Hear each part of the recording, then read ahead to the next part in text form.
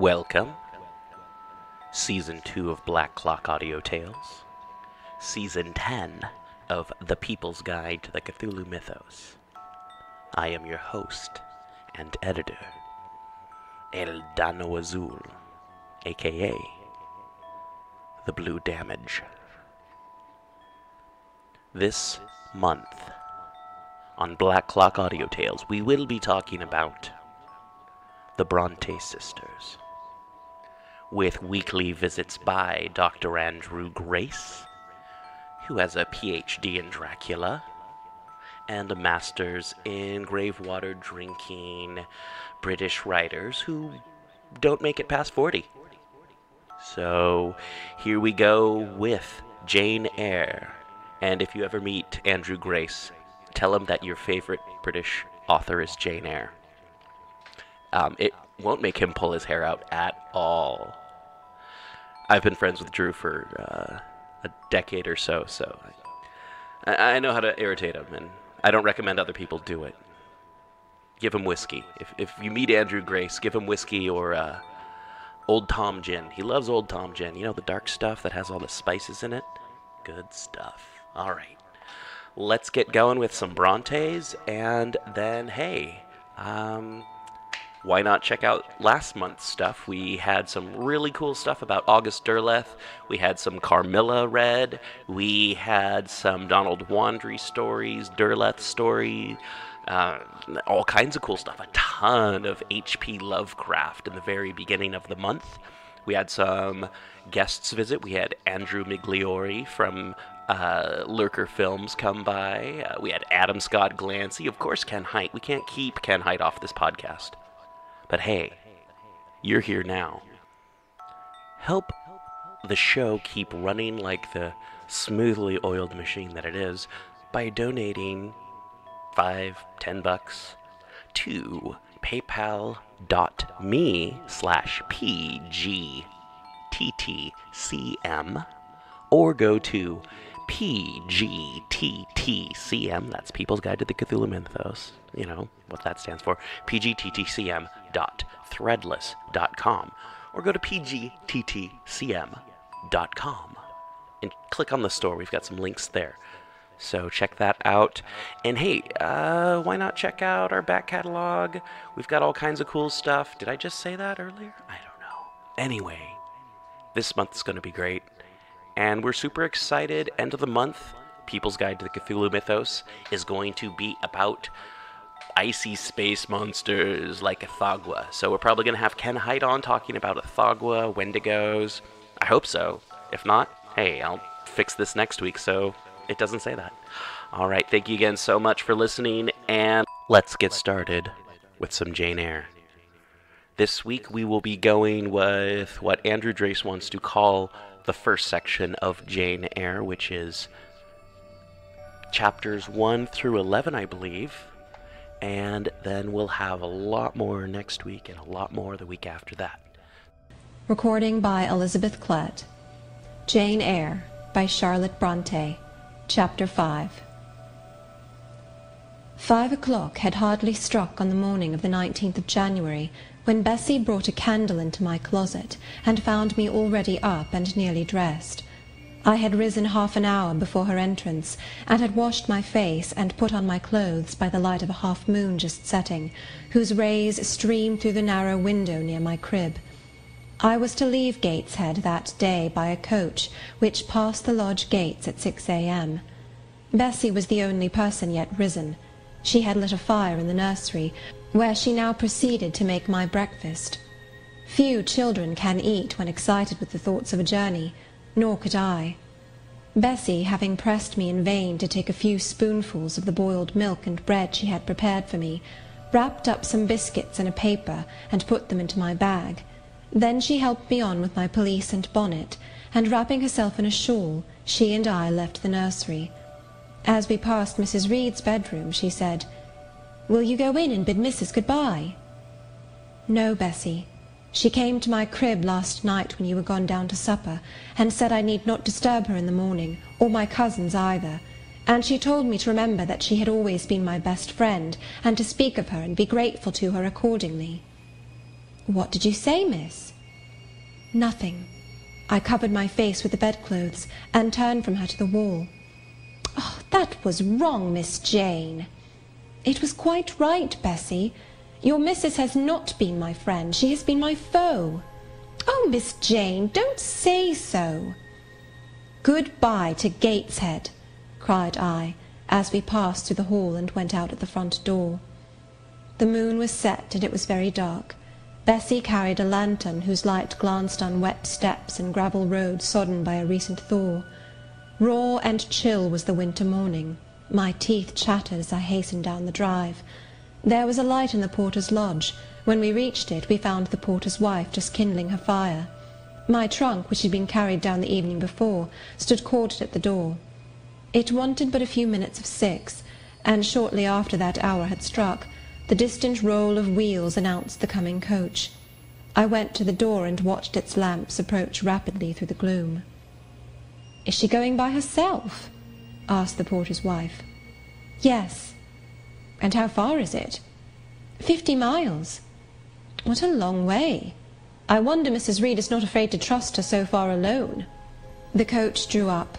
There it was at the gates, with its 4 horses and its top laden with passengers. The guard and coachman loudly urged haste. My trunk was hoisted up. I was taken from Bessie's neck, to which I clung with kisses. "Be sure and take good care of her," cried she to the guard, as he lifted me into the inside. "Aye, aye," was the answer. The door was slapped to. A voice exclaimed, "All right," and on we drove. Thus was I severed from Bessie and Gateshead, thus whirled away to unknown, and, as I then deemed, remote and mysterious regions. I remember but little of the journey. I only know that the day seemed to me of a preternatural length, and that we appeared to travel over hundreds of miles of road. We passed through several towns, and in one, a very large one, the coach stopped. The horses were taken out, and the passengers alighted to dine.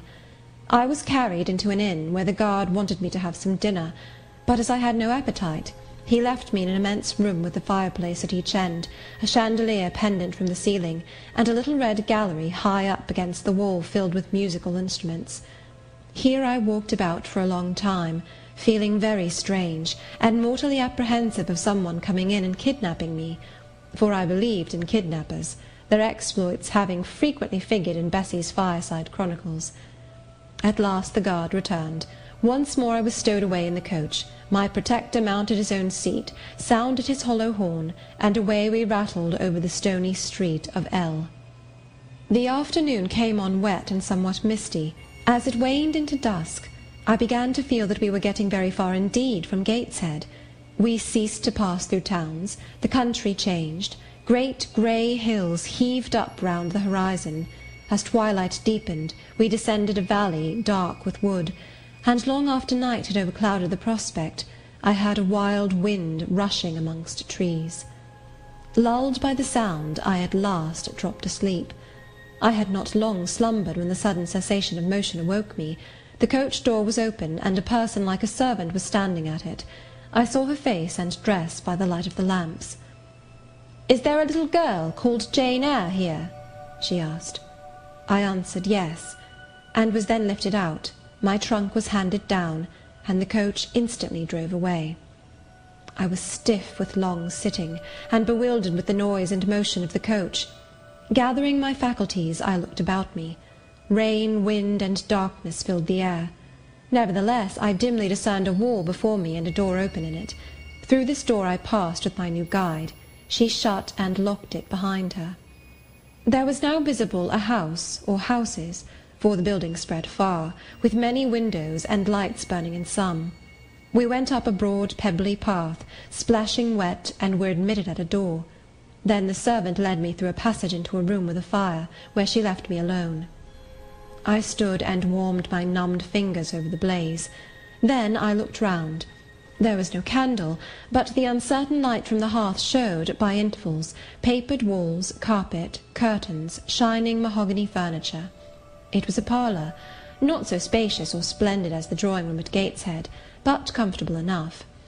I was puzzling to make out the subject of a picture on the wall, when the door opened, and an individual carrying a light entered.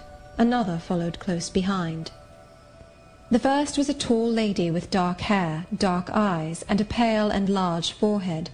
Her figure was partly enveloped in a shawl. Her countenance was grave, her bearing erect. "The child is very young to be sent alone," said she, putting her candle down on the table. She considered me attentively for a minute or two, then further added, "She had better be put to bed soon. She looks tired. Are you tired?" she asked, placing her hand on my shoulder. "A little, mum." "And hungry too, no doubt. Let her have some supper before she goes to bed, Miss Miller. Is this the first time you have left your parents to come to school, my little girl?" I explained to her that I had no parents. She inquired how long they had been dead, then how old I was, what was my name, whether I could read, write, and sew a little. Then she touched my cheek gently with her forefinger, and saying, she hoped I should be a good child, dismissed me along with Miss Miller. The lady I had left might be about 29. The one who went with me appeared some years younger. The first impressed me by her voice, look, and air. Miss Miller was more ordinary, ruddy in complexion, though of a careworn countenance, hurried in gait and action, like one who had always a multiplicity of tasks on hand. She looked indeed what I afterwards found she really was, an under-teacher. Led by her, I passed from compartment to compartment, from passage to passage, of a large and irregular building, till, emerging from the total and somewhat dreary silence pervading that portion of the house we had traversed, we came upon the hum of many voices, and presently entered a wide long room, with great deal tables, 2 at each end, on each of which burnt a pair of candles, and seated all round on benches, a congregation of girls of every age, from 9 or 10 to 20. Seen by the dim light of the dips, their number to me appeared countless, though not in reality exceeding 80. They were uniformly dressed in brown stuff frocks of quaint fashion, and long Holland pinafores. It was the hour of study. They were engaged in conning over their tomorrow's task, and the hum I had heard was the combined result of their whispered repetitions. Miss Miller signed to me to sit on a bench near the door. Then, walking up to the top of the long room, she cried out, "Monitors, collect the lesson books and put them away." 4 tall girls arose from different tables, and going round, gathered the books and removed them. Miss Miller again gave the word of command, "Monitors, fetch the supper trays." The tall girls went out and returned presently, each bearing a tray with portions of something, I knew not what, arranged thereon, and a pitcher of water and mug in the middle of each tray. The portions were handed round. Those who liked took a draught of the water, the mug being common to all. When it came to my turn, I drank, for I was thirsty, but did not touch the food, excitement and fatigue rendering me incapable of eating. I now saw, however, that it was a thin oaten cake shared into fragments.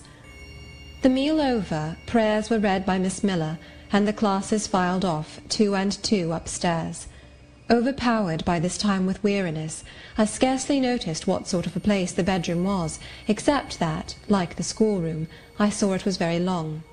To-night I was to be Miss Miller's bedfellow. She helped me to undress. When laid down, I glanced at the long rows of beds, each of which was quickly filled with 2 occupants. In 10 minutes the single light was extinguished, and amidst silence and complete darkness I fell asleep. The night passed rapidly. I was too tired even to dream. I only once awoke to hear the wind rave in furious gusts, and the rain fall in torrents, and to be sensible that Miss Miller had taken her place by my side. When I again unclosed my eyes, a loud bell was ringing. The girls were up and dressing. Day had not yet begun to dawn, and a rushlight or 2 burned in the room. I too rose reluctantly. It was bitter cold, and I dressed as well as I could for shivering, and washed when there was a basin at liberty, which did not occur soon, as there was but 1 basin to 6 girls, on the stands down the middle of the room. Again the bell rang. All formed in file, 2 and 2, and in that order descended the stairs and entered the cold and dimly lit schoolroom. Here prayers were read by Miss Miller. Afterwards she called out, "Form classes." A great tumult succeeded for some minutes, during which Miss Miller repeatedly exclaimed, "Silence!" and "Order!" When it subsided, I saw them all drawn up in 4 semicircles, before 4 chairs, placed at the 4 tables. All held books in their hands, and a great book, like a Bible, lay on each table before the vacant seat. A pause of some seconds succeeded, filled up by the low, vague hum of numbers.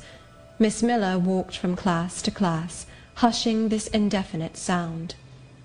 A distant bell tinkled. Immediately 3 ladies entered the room. Each walked to a table and took a seat. Miss Miller assumed the 4th vacant chair, which was that nearest the door, and around which the smallest of the children were assembled.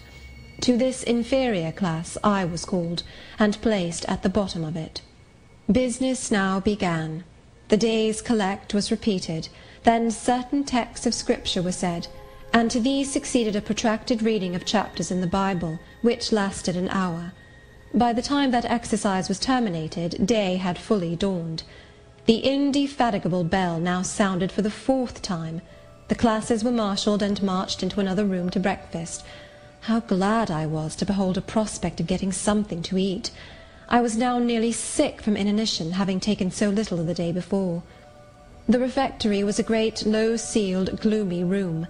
On 2 low tables smoked basins of something hot, which, however, to my dismay, sent forth an odour far from inviting. I saw a universal manifestation of discontent when the fumes of the repast met the nostrils of those destined to swallow it. From the van of the procession, the tall girls of the 1st class, rose the whispered words, "Disgusting! The porridge is burnt again!" "Silence!"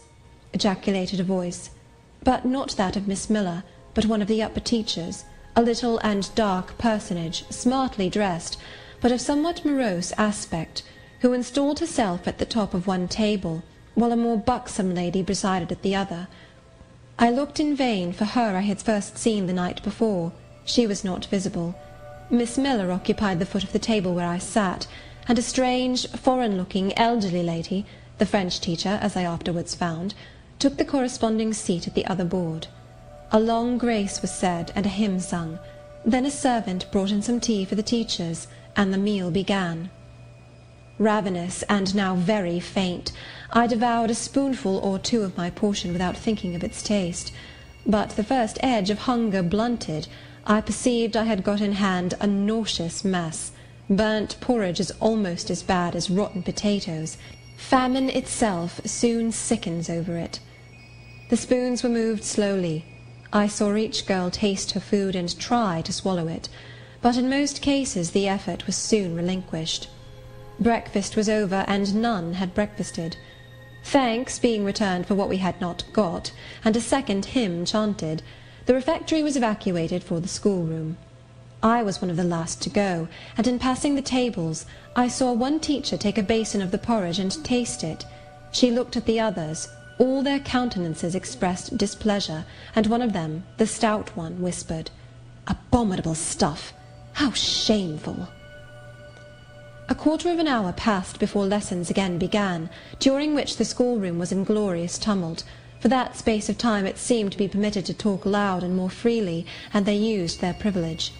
The whole conversation ran on the breakfast, which one and all abused roundly. Poor things! It was the sole consolation they had. Miss Miller was now the only teacher in the room. A group of great girls standing about her spoke with serious and sullen gestures. I heard the name of Mr. Brocklehurst pronounced by some lips, at which Miss Miller shook her head disapprovingly, but she made no great effort to check the general wrath. Doubtless she shared in it. A clock in the schoolroom struck 9. Miss Miller left her circle, and standing in the middle of the room, cried, "Silence! To your seats!" Discipline prevailed. In 5 minutes the confused throng was resolved into order, and comparative silence quelled the babbled clamour of tongues. The upper teachers now punctually resumed their posts, but still all seemed to wait. Ranged on benches down the sides of the room, the 80 girls sat motionless and erect. A quaint assemblage they appeared, all with plain locks combed from their faces, not a curl visible, in brown dresses, Black Clock Audio Tales is brought to you by BunnySlippers.com. Check them out. Check out their cool, fun novelty slippers that they have. Zombies, halflings, Cthulhus, all kinds of cool stuff. Cute forest creatures, ones that you can plug into USB drives to keep your feet warm. Yeah! BunnySlippers.com. Proudly sponsoring the Cthulhu Mythos and weird fiction for, I don't know, 4 years now? Something like that. BunnySlippers.com. And hey, why not help out the show by going to pgttcm.threadless.com and picking up one of our cool Join a Cult t-shirts, or our Ratfink-inspired Psathagua and Elatnacha t-shirt. And hey, why not donate $1 or $2 or $5 or $20, or be really cool and keep the show going for like 6 months, like $100. I don't expect anyone to donate $100.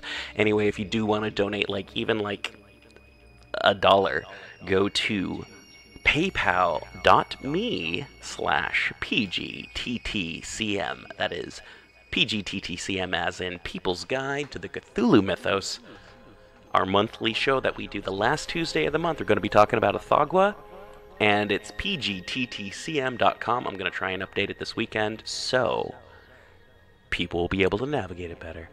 All right, back to the show. Not a curl visible, in brown dresses made high and surrounded by a narrow tucker about the throat, with little pockets of holland, shaped something like a Highlander's purse, tied in front of their frocks, and destined to serve the purpose of a work-bag. All too wearing woolen stockings and country-made shoes, fastened with brass buckles. About 20 of those clad in this costume were full-grown girls, or rather young women. It suited them ill, and gave an air of oddity even to the prettiest. I was still looking at them, and also at intervals examining the teachers, none of whom precisely pleased me, for the stout one was a little coarse, the dark one not a little fierce, the foreigner harsh and grotesque, and Miss Miller, poor thing, looked purple, weather-beaten, and overworked. When, as my eye wandered from face to face, the whole school rose simultaneously, as if moved by a common spring. What was the matter? I had heard no order given. I was puzzled. Ere I had gathered my wits, the classes were again seated, but as all eyes were now turned to one point, mine followed the general direction, and encountered the personage who had received me last night. She stood at the bottom of the long room, on the hearth, for there was a fire at each end. She surveyed the 2 rows of girls silently and gravely. Miss Miller, approaching, seemed to ask her a question, and having received her answer, went back to her place, and said aloud, "Monitor of the first class, fetch the globes." While the direction was being executed, the lady consulted moved slowly up the room.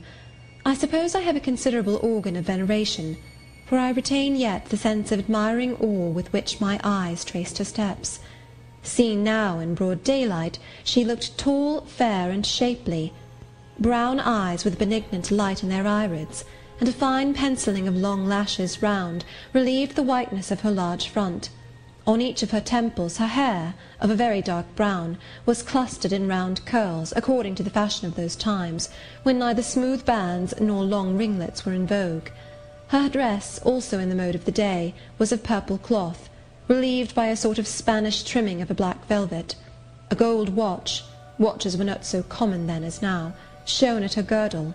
Let the reader add, to complete the picture, refined features, a complexion, if pale, clear, and a stately air and carriage, and he will have, at least, as clearly as words can give it, a correct idea of the exterior of Miss Temple, Maria Temple, as I afterwards saw the name written in a prayer-book entrusted to me to carry to church.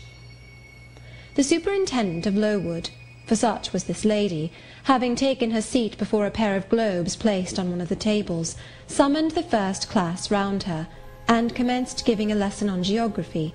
The lower classes were called by the teachers. Repetitions in history, grammar, etc., went on for an hour. Writing and arithmetic succeeded, and music lessons were given by Miss Temple to some of the elder girls. The duration of each lesson was measured by the clock, which at last struck 12. The superintendent rose. "I have a word to address to the pupils," said she. The tumult of cessation from lessons was already breaking forth, but it sank at her voice. She went on. "You had this morning a breakfast which you could not eat. You must be hungry. I have ordered that a lunch of bread and cheese shall be served to all." The teachers looked at her with a sort of surprise. "It is to be done on my responsibility," she added, in an explanatory tone to them, and immediately afterwards left the room. The bread and cheese was presently brought in and distributed, to the high delight and refreshment of the whole school. The order was now given, "To the garden." Each put on a coarse straw bonnet, with strings of coloured calico and a cloak of grey frieze. I was similarly equipped, and following the stream I made my way into the open air. The garden was a wide enclosure, surrounded with walls so high as to exclude every glimpse of prospect. A covered veranda ran down one side, and broad walks bordered a middle space divided into scores of little beds. These beds were assigned as gardens for the pupils to cultivate, and each bed had an owner. When full of flowers they would doubtless look pretty, but now, at the latter end of January, all was wintry blight and brown decay. I shuddered as I stood and looked round me. It was an inclement day for outdoor exercise, not positively rainy, but darkened by a drizzling yellow fog. All underfoot was still soaking wet with the floods of yesterday. The stronger among the girls ran about and engaged in active games, but sundry pale and thin ones herded together for shelter and warmth in the veranda, and amongst these, as the dense mist penetrated to their shivering frames, I heard frequently the sound of a hollow cough. As yet I had spoken to no one, nor did anybody seem to take notice of me. I stood lonely enough, but to that feeling of isolation I was accustomed. It did not oppress me much. I leant against a pillar of the veranda, drew my grey mantle close about me, and trying to forget the cold which nipped me without, and the unsatisfied hunger which gnawed me within, delivered myself up to the employment of watching and thinking. My reflections were too undefined and fragmentary to merit record. I hardly yet knew where I was. Gateshead and my past life seemed floated away to an immeasurable distance. The present was vague and strange, and of the future I could form no conjecture. I looked round the convent-like garden, and then up at the house, a large building, half of which seemed grey and old, the other half quite new. The new part, containing the schoolroom and dormitory, was lit by mullioned and latticed windows, which gave it a church-like aspect. A stone tablet over the door bore this inscription: "Lowood Institution. This portion was rebuilt A.D. by Naomi Brocklehurst of Brocklehurst Hall in this county. Let your light so shine before men, that they may see your good works, and glorify your Father which is in heaven." St. Matthew, verse 16. I read these words over and over again. I felt that an explanation belonged to them, and was unable fully to penetrate their import. I was still pondering the significance of institution, and endeavouring to make out a connection between the first words and verse of Scripture, when the sound of a cough close behind me made me turn my head. I saw a girl sitting on a stone bench near. She was bent over a book, on the perusal of which she seemed intent. From where I stood I could see the title. It was Rasselas, a name that struck me as strange, and consequently attractive. In turning a leaf she happened to look up, and I said to her directly, "Is your book interesting?" I had already formed the intention of asking her to lend it to me some day. "I like it," she answered, after a pause of a second or two, during which she examined me. "What is it about?" I continued. I hardly know where I found the hardihood thus to open a conversation with a stranger. The step was contrary to my nature and habits, but I think her occupation touched a chord of sympathy somewhere, for I too liked reading, though of a frivolous and childish kind. I could not digest or comprehend the serious or substantial. "You may look at it," replied the girl, offering me the book. I did so. A brief examination convinced me that the contents were less taking than the title. Rasselas looked dull to my trifling taste. I saw nothing about fairies, nothing about genii, no bright variety seemed spread over the closely printed pages. I returned it to her. She received it quietly, and without saying anything she was about to relapse into her former studious mood. Again I ventured to disturb her. Can you tell me what the writing on that stone over the door means? What is Lowood Institution? This house where you are come to live. And why do they call it an institution? Is it in any way different from other schools? It is partly a charity school. You and I and all the rest of us are charity children. I suppose you are an orphan. Are not either your father or your mother dead? Both died before I can remember. Well, all the girls here have lost either one or both parents, and this is called an institution for educating orphans. Do we pay no money? Do they keep us for nothing? We pay, or our friends pay, £15 a year for each. Then why do they call us charity children? Because £15 is not enough for board and teaching, and the deficiency is supplied by subscription. Who subscribes? Different benevolent-minded ladies and gentlemen in this neighbourhood and in London. Who is Naomi Brocklehurst? The lady who built the new part of this house, as that tablet records, and whose son overlooks and directs everything here. Why? Because he is treasurer and manager of the establishment. Then this house does not belong to that tall lady who wears a watch, and who said we were to have some bread and cheese. To Miss Temple? Oh, no, I wish it did. She has to answer to Mr. Brocklehurst for all she does. Mr. Brocklehurst buys all our food and all our clothes. Does he live here? No, 2 miles off at a large hall. Is he a good man? He is a clergyman, and is said to do a great deal of good.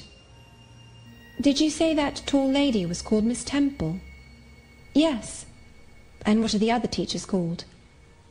The one with red cheeks is called Miss Smith.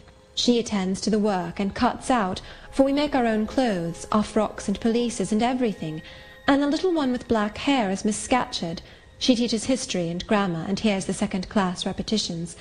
And the one who wears a shawl, and has a pocket handkerchief tied to her side with a yellow ribbon, is Madame Pirot. She comes from Lille, in France, and teaches French.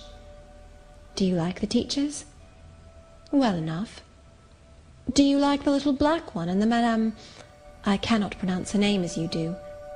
Miss Scatcherd is hasty. You must take care not to offend her. Madame Pirot is not a bad sort of person. But Miss Temple is the best, isn't she? Miss Temple is very good and very clever. She is above the rest, because she knows far more than they do. Have you been long here? 2 years. Are you an orphan? My mother is dead. Are you happy here? You ask rather too many questions. I have given you enough answers for the present. Now I want to read. But at that moment the summons sounded for dinner. All re-entered the house. The odour which now filled the refectory was scarcely more appetizing than that which had regaled our nostrils at breakfast. The dinner was served in 2 huge tin-plated vessels, whence rose a strong steam redolent of rancid fat. I found the mess to consist of indifferent potatoes and strange shreds of rusty meat, mixed and cooked together. Of this preparation a tolerably abundant plateful was apportioned to each pupil. I ate what I could, and wondered within myself whether every day's fare would be like this. After dinner we immediately adjourned to the schoolroom. Lessons recommenced, and were continued till 5 o'clock.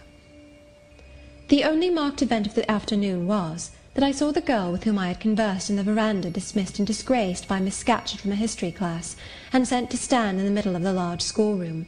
The punishment seemed to me in high degree ignominious, especially for so great a girl. She looked 13 or upwards. I expected she would show signs of great distress and shame, but to my surprise she neither wept nor blushed. Composed, though grave, she stood, the central mark of all eyes. How can she bear it so quietly, so firmly? I asked myself. Were I in her place, it seems to me I should wish the earth to open and swallow me up. She looks as if she were thinking of something beyond her punishment, beyond her situation, of something not round her, nor before her. I have heard of daydreams. Is she in a daydream now? Her eyes are fixed on the floor, but I am sure they do not see it. Her sight seems turned in, gone down into her heart. She is looking at what she can remember, I believe, not at what is really present. I wonder what sort of a girl she is, whether good or naughty. Soon after 5 p.m. we had another meal, consisting of a small mug of coffee and half a slice of brown bread. I devoured my bread and drank my coffee with relish, but I should have been glad of as much more. I was still hungry.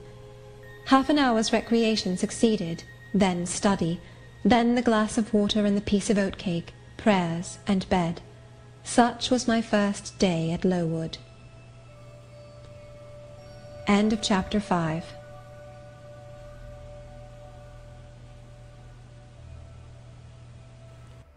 Hey everyone, thank you so much for listening to Black Clock Audio Tales. I really appreciate it.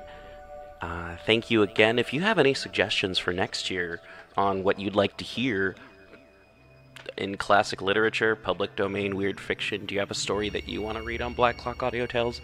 Contact me, record it, and then send it to me. I mean, things don't have to be perfect. I mean, you hear some of these. I clean up the audio and edit out a lot of the ums and, like, you know, try and filter out people's family members walking around in the background turning the sink on when mom's recording, you know, that kind of stuff. So, hey, if you want to be a part of it, contact us at, you know, go to PGTTCM and click the contact. And, hey, there's really not that much else I can tell you except for keep supporting the show. PayPal.me/PGTTCM, PGTTCM.threadless.com, and I love you.